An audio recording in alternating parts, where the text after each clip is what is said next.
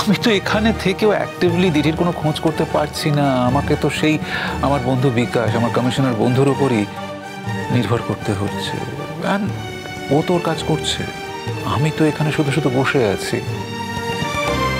তাছাড়া দেখো, দিঠির জন্য অনেকেই আছে, কিন্তু ডিঙ্কার জন্য, মানে আমি বলছি না যে তোমরা নেই, কিন্তু এই মুহূর্তে ডিঙ্কা তো একা একা বিদেশে গিয়ে চিকিৎসা করাতে পারবে না, ওর সাথে তো কাউকে যেতে হবে।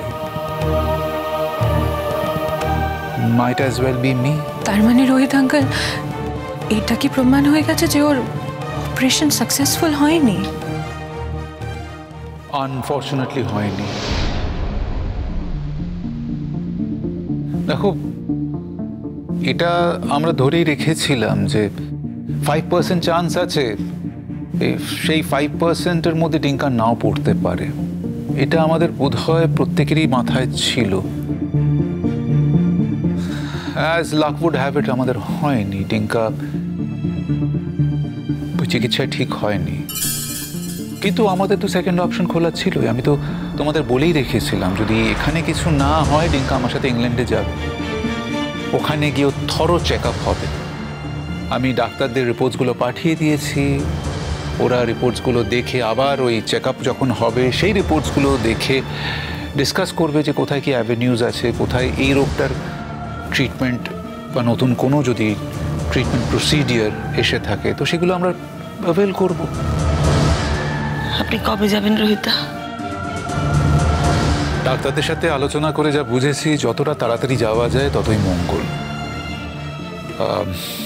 দেরি হয়ে গেলে না, অপশনস থাকলেও সেগুলোকে কিন্তু অ্যাভেল করা যাবে না। ডিঙ্কা খুব মন খারাপ করে আছে না? না, ঠিক মন খারাপ নয়, তবে ওর অবাক লাগছে যে তোমরা কেউই ওর কাছে যাচ্ছ না। আমি তো যেতে পারছি না, আমি উঠতেই পারছি না বিছানা থেকে। উঠলেই আমার মাথাটা ঘুরে যাচ্ছে। আজ আমি নিয়ে যাব বলেই এসেছি, আজ আমি নিয়ে যাব আন্টিকে। একটা কথা মাথায় রেখো অর্ণা, আমি কিন্তু দিঠির বিষয়টা ওকে বলিনি। ওর যা শারীরিক আর মানসিক অবস্থা, আমার মনে হয়েছিল যে এই এক্সট্রা চাপটাও নিতে পারবে না, দেওয়া উচিত নয় ওর উপর। আর ও যা ছেলে, ও যদি জানতে পারে যে দিঠি মিসিং, ও কিন্তু লন্ডনে যাবে না। তবে বুদ্ধিমান ছেলে, আঁচ করেছে, কিছু একটা হয়েছে।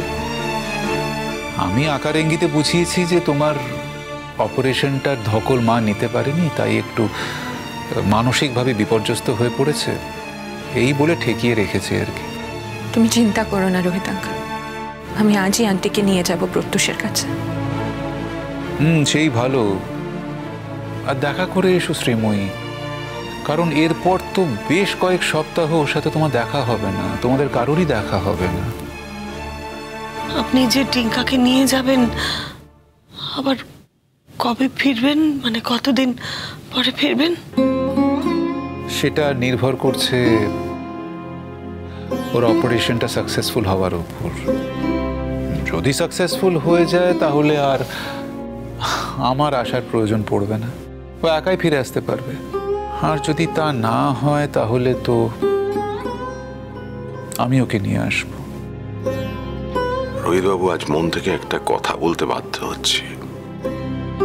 আমি ওকে জন্ম দিয়েছি ঠিকই, কিন্তু বাবার কাজটা আপনি করছেন।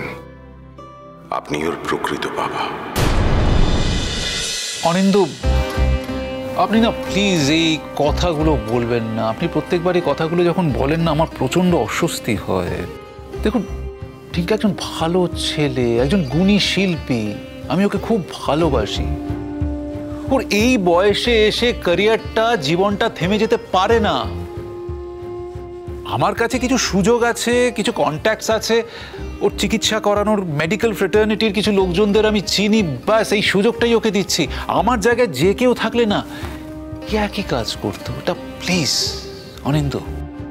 আপনার কাছে হয়তো কিছু না, কিন্তু আমি যেটা বলেছি সেটা আমার বিশ্বাসের জায়গা থেকে বলেছি, মন থেকে বলেছি। একান্ত আমার বিশ্বাস, সেখানে কিছু বলার নেই। আপনি কি এর মধ্যেই চলে যাবেন? আর্লি নেক্সট উইক তো বেরিয়ে পড়তে হবে। আমি আরও কয়েকদিন থেকে যেতাম, অন্তত দিঠিকে যতদিন খুঁজে পাওয়া যাচ্ছে না ততদিন তো থাকতামই। কিন্তু পরে ভেবে দেখলাম যে দিঠিকে খুঁজে পাওয়া যাচ্ছে না বলে ডিঙ্কার জীবনটা অসম্পূর্ণ থাকবে, সেটাও তো হতে পারে না, তাই না? আর তাছাড়া আমার দৃঢ় বিশ্বাস যে দিঠিকে খুব তাড়াতাড়ি খুঁজে পাওয়া যাবে। It's just a matter of time. আমার বন্ধুর ওপর, বিকাশের ওপর আমার যথেষ্ট ভরসা আছে। আমার জাস্ট মনে হচ্ছিল রোহিতবাবু আপনি চলে যাওয়ার পর আপনার বন্ধু কি একই রকম গুরুত্ব দিয়ে দিঠির ব্যাপারটা দেখবে? অনিন্দ, আপনি বিকাশকে চেনেন না। আমি ওকে ছোট থেকে দেখছি তো, ওর মতো ডিউটিফুল মানুষ আমি খুব কম দেখেছি। আর ওর সম্বন্ধে তো পড়েছেন, ওর দাপটে বাঘে গরু তো এক ঘাটে জল খায়। আমার ক্ষেত্রে একটা সুবিধা হলো যে সামহাউ ওর আমার ফ্যামিলির প্রতি একটা অব্লিগেশন আছে, যে কারণে এই কেসটাও পার্সোনালি দেখছে। না হলে কোনো পুলিশ কমিশনার কি পার্সোনালি এসব কেস দেখে? ডিপার্টমেন্ট আছে। কত খবরই তো পড়ি কাগজে, টিভিতেও দেখি যে মেয়েদের সব বাইরে পাচার করে দেয়। আমার মেয়েটাকেও যদি বাইরে পাচার করে দিয়ে থাকে তো। বললাম তো, এত কথার উত্তর আমার জানা নেই। তুমি কোথা থেকে এসেছো আমি জানতে চাই না, তুমি কোথায় যাবে আমি সেটাও জানতে চাই না। আমাকে যেটুকু কাজ দেয়া হয়েছে সেটুকু করতে আমি বাধ্য, না করলে আমার উপর চাপ আসবে। বললাম তো, আমি না করলে অন্য কেউ এই কাজটা করতোই। কোথায় পৌঁছে দিচ্ছ আমাকে? যেখানে পৌঁছানোর কথা সেই ঠিকানা। আর তারপর? তারপর তোমার ভাগ্য। কিছু তো আন্দাজ আছে তোমার, সেটুকু আমাকে দাও। এটা বর্ডার এলাকা, দুপা গেলেই অন্য দেশ। হতে পারে তোমার ভবিষ্যৎটা অন্য দেশেই হবে। তার মানে আমাকে অন্য দেশে পাচার করে দেওয়া হবে? তোমাকে আমি যেখানে পৌঁছচ্ছি সেখানে তোমার সাথে কি হবে সেটা আমার জেনে লাভ নেই। তবে আমি শুনেছি ওর হাত থেকে অনেক মেয়ে এইভাবে পাচার হয়েছে। আমি অবশ্য এর আগে জিনিসপত্র পৌঁছে দিয়েছি আর তার জন্য টাকা পেয়েছি। এই প্রথমবার আমাকে একটা আস্ত মানুষকে পৌঁছে দেওয়ার দায়িত্ব দেওয়া হয়েছে। সেই দায়িত্বটা কিছুক্ষণের মধ্যেই শেষ হবে। যাকে এত কথা বলে কাজ নেই, আমার কাছে ইনস্ট্রাকশন আছে, কেউ যদি বেশি এদিক ওদিক করে পালাতে চায় আমি তাকে মেরে ফেলতে পারি। চলো না দিদি, বেকার অশান্তি করে কি লাভ? আগে খেয়ে নাও, তারপর দেখা যাবে। চলো চলো।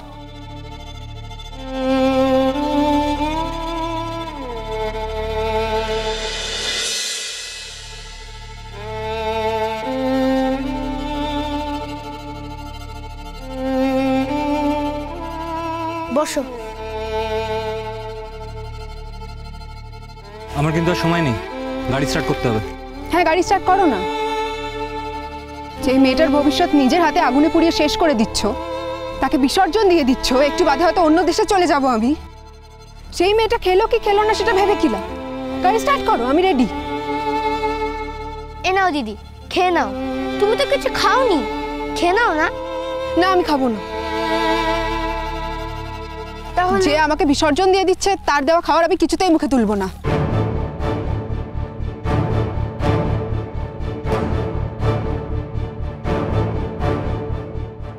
তাহলে একটা কলা তো খাও অন্তত। না। খাও না দিদি, আমি জানি তোমার খিদে পেয়েছে। উফ, আমার খাওয়া নিয়ে এত তোমাকে ভাবতে হবে না। এ বাচ্চু, চল। আসছি।